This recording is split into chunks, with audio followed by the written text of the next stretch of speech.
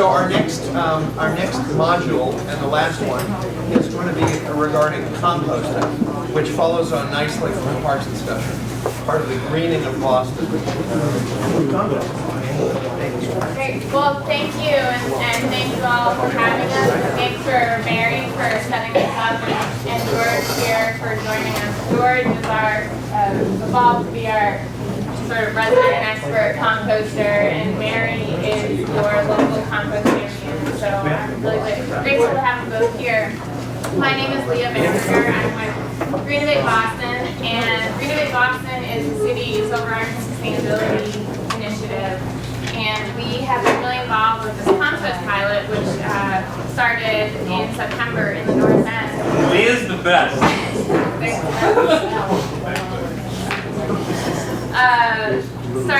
So we started this compost pilot in the North End and in East Boston in September. And I'm just going to give a brief introduction of the program and then turn it over to these guys to tell you more. But just quick background, started in September. It's a community compost program. You can drop off your compost.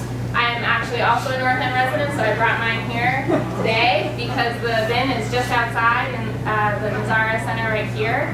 So it's very convenient, hopefully, to a lot of people. And you can take your Tupperware container, bring it in, and take it home, rinse it out, fill it back up. Check.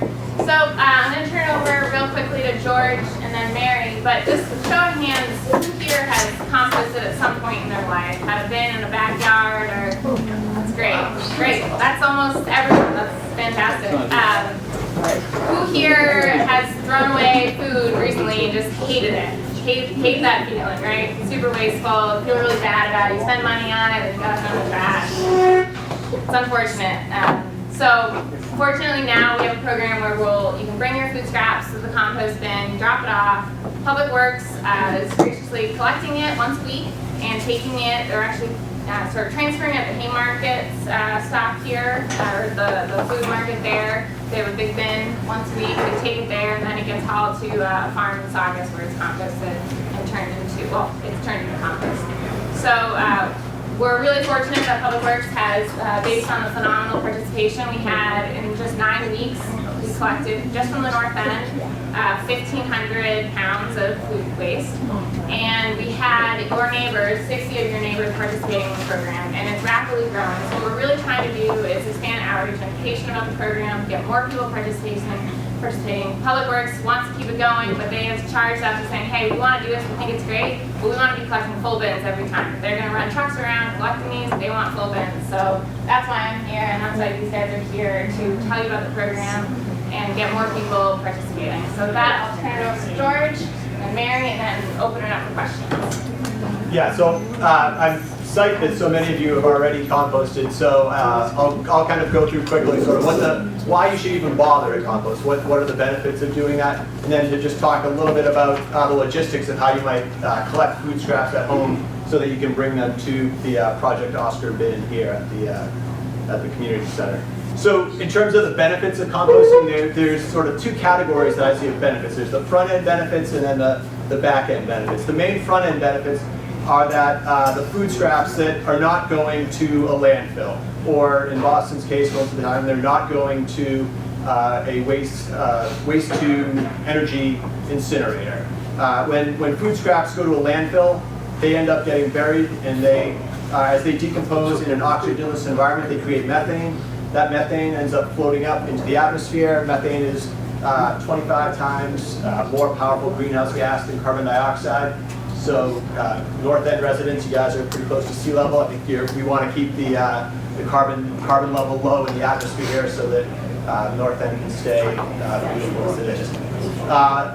And in terms of the waste to energy, food scraps are about 75% water, so when they go into this incinerator to be burned, they're not creating a whole lot of energy because of all of the moisture in there. So you can remove 25% of your trash from the waste stream just by composting. So those are the front end benefits. And I'll just tack on one that's particularly relevant to this neighborhood.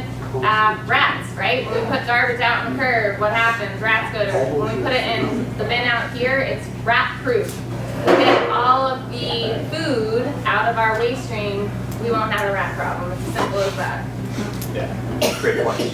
So in terms of the back-end benefits, so the food scraps go to a farm where they're mixed with a carbon source and they create compost. And compost, this is a jar of compost here, and it's basically the most beautiful soil that you can imagine.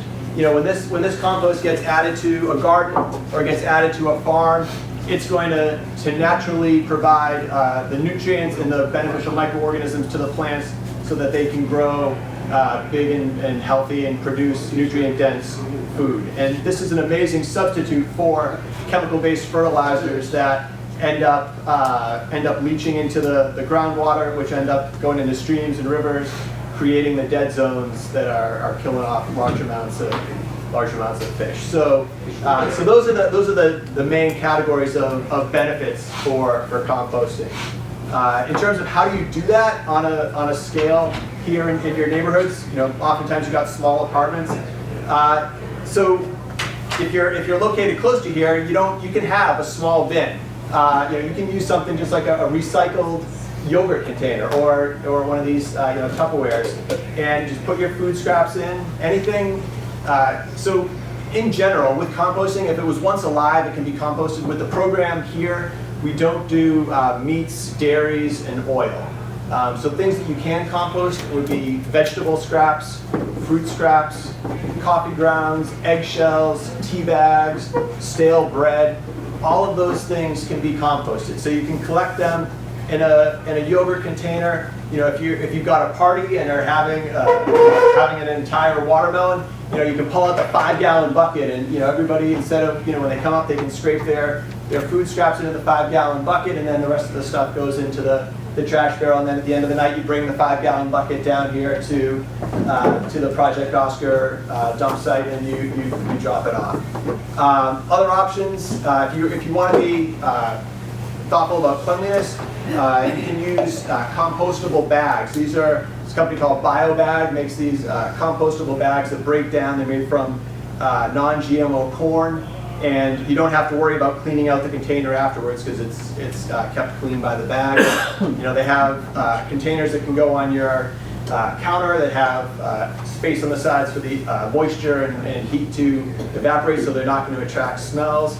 The other option to keep it from smelling is to keep your food scraps in the freezer or in the fridge before you bring them down. If you've got space in there, you're not going to have to deal with any smells as well. Another cheap option, you just double bag plastic grocery bags.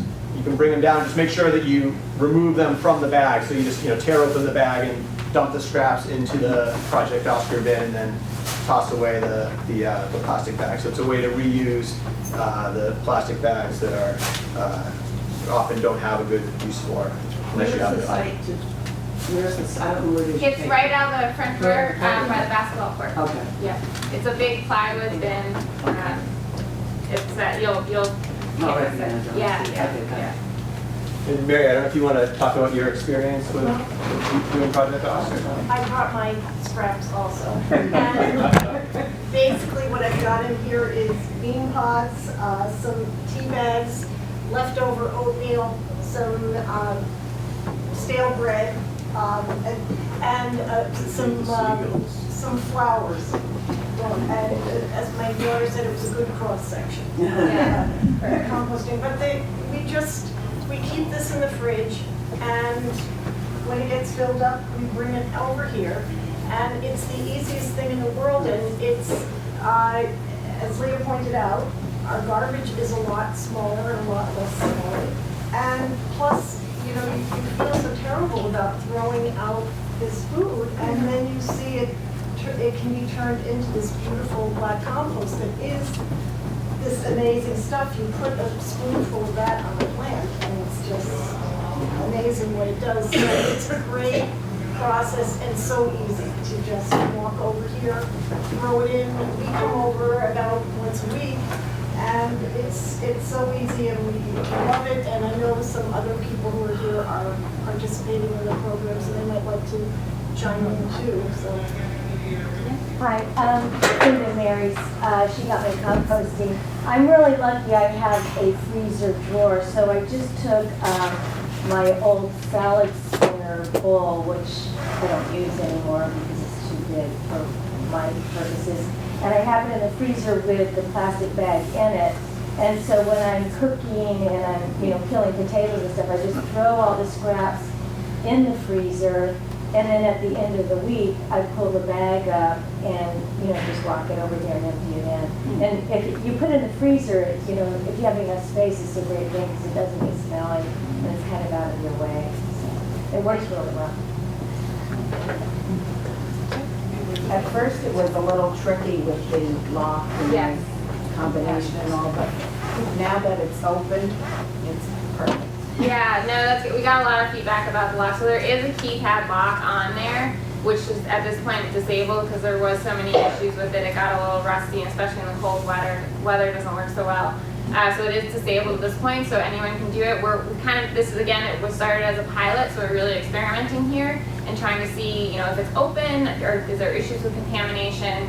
We are working with Public Works right now on a way of scaling this project, so we're looking at new bins that are hopefully a little bit easier to operate, and going to start expanding this throughout the city, which is really exciting. And that's a lot of credit to you guys and the folks that have participated in showing that this works, and people are very excited about it, so it's very encouraging. So at this point, if anyone here is interested, just start doing it. We would love to get your information so we can be in touch and continue to get feedback and be able to track participation a little bit. But we just want to see the bins full. So good. Do paper bags compost? They do, yes. So if you put this up in a paper bag and you threw the paper bag in there, in other words, if you use a paper bag to bring it down there, you threw the paper bag in there, and that's fine. That's great. Yeah. The one thing Sue and I noticed when we were there one day last week is that some people are throwing in like a plastic bag that is not a compostable bag, and you can't do that. You have to take it out of the plastic bag. Hi, the green bags, where can we get them in the neighborhood? I'm not sure right now if they are selling them, but that's something as we expand outreach, we'll certainly want to look to expanding outreach to some of the local convenience stores and whatnot to encourage them to start selling them. But I believe Whole Foods does sell them. You can also buy them on Amazon or whatnot. You can buy them in bulk. I would caution you not to buy too many in bulk because if they sit on the shelf for too long, they will start to not be so effective. Yeah, they only last for about a year, and so you don't want to buy too many at a time. You can get them at Whole Foods, you can get them on Amazon, but it would be a great idea to be able to start saying to the local stores, hey, we got lots of folks who are composting. It'd be great if you carry these compostable bags. And does the city make money from the food waste, or does the city have to pay to have the food waste taken away? Right now, so no and no. Right now, we're not, it's not, the only way that it would be, and we're actually looking into study the financial impacts of this, but the financial benefit is that it's less waste that the city has to haul, ultimately. So the trucks that are collecting garbage and recycling, in the long run, that we do pay to have that waste hauled. There are tipping fees associated with garbage. So the less garbage, and we said 25%, if we can actually take all the food waste, the city will save money, and that's a great thing. Right now, we're not paying to have it hauled because we are have a great relationship with the folks at Haymarket, and we are, because it's pretty small right now, we're able to bring it there, and it's hauled with all the other waste that is already, or all the other food waste that is going from the market. And in our neighborhood, pasta is a lot of that waste. And I know that because my neighbors try to give it to me. Where do you draw the line when you say oil is not accepted? We make tomato sauce with oil. I should say gravy with oil. Where do you draw the line on something like that? Is that okay? So I wouldn't, and if you're cooking French fries and have 2 cups of pure oil, you don't want to dump that in. If you've got some leftovers that are too far gone that were cooked with oil, that's fine to put in the bins. So tomato sauce, gravy's okay. Yeah. What we call tomato Yes. sauce. Yes. On the heels of the discussion that we just had with the Parks Department, is there any way that the compost that's created is that brought back into the things right at the parks, or? So right now, I mean, we definitely are exploring ways where we can keep this process and redistribute it locally. Right now, there's not a facility in Boston that can handle food scraps, but that is probably going to be changing, and we'll continue to explore those options as they become available. If any of you put out your Christmas tree on Monday, that went to the city's composting site, and that goes, that is regenerated into compost, and that's processed in Boston. The site is by American Legion Highway, and that is turned into compost that is returned to community gardens in the city. So there we have closely, that facility isn't able to process food waste, it's just leaf and yard waste. So leaf and yard waste, Christmas trees, that sort of thing, does get at what you're getting at, but right now there's just not a facility for. So all the end product compost is donated? Yes, you could say that. They're processing it and then selling it. So there is like a processing fee, or not a fee that we're paying, but they're managing that process and then selling it. So theoretically, once the program takes off, you could actually generate revenues by selling compost to farms and gardens. Yeah, potentially. I'm not, George, you might know more about what the profit margins there are like, but. Yeah, so the big savings, if you're doing it on a large scale, is the tipping fee. So when the money goes, when the waste goes to an incinerator, I don't know what the number is, but it's significantly larger than when the food scraps go to a compost site. So typically it's about $30 a ton to do food scraps. I think garbage is in the $80 to $90 a ton tipping fee. So it saves the city money that way.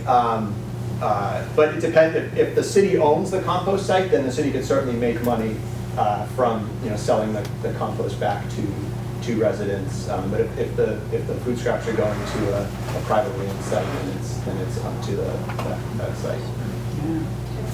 Just for my education, what is the material that's added to the food scraps to make it look like what you've got in the bottle? So it's a carbon source. Typically, it's leaves or wood chips. Those are the two main carbon sources. So the bacteria and the fungi that are doing the work, they need a mix of nitrogen and carbon. So the food scraps are really nitrogen rich, and the browns, things like leaves, cardboard, paper, sawdust, wood chips are carbon rich, and so you mix those two, you get some moisture in there, and then the bacteria and the fungi just go to work, and they reproduce and they break down. And if you ever go out to city soil on the American Legion Highway, they've got the piles of the yard waste in there. They're maybe 6-8 yards wide, 12 feet tall, and 50 yards long, and you take a thermometer and you stick it into the core of that, it'll be 140 degrees in there, and that is heat that is just generated from the bacteria and the fungi reproducing and breaking down the material. So you can go from banana peels and wood chips to that, if it's a really good pile, you can do that in 6 weeks, 8 weeks. Oh my God.